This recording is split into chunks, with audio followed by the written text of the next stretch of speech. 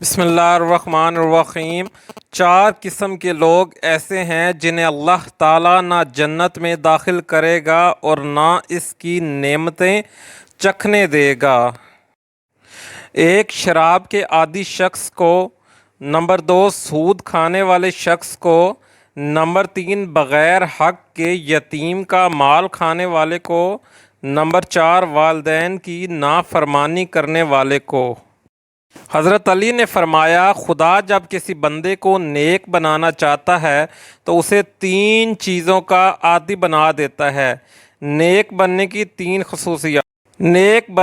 تین خصوصیات۔ حضرت علی نے فرمایا، جب خدا کسی بندے کو نیک بنانا چاہتا ہے تو اسے کم بولنے، کم کھانے اور کم سونے کا الہام کر دیتا ہے۔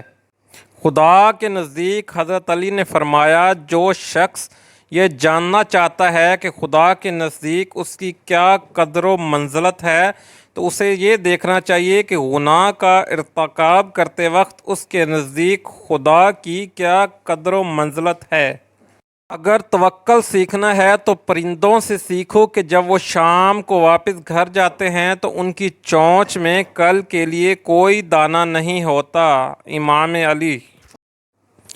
حضرت علی نے فرمایا، تمہارا ایک رب ہے پھر بھی تم اسے یاد نہیں کرتے، لیکن اس کے کتنے بندے ہیں پھر بھی وہ تم کو نہیں بھولتا۔ بے شک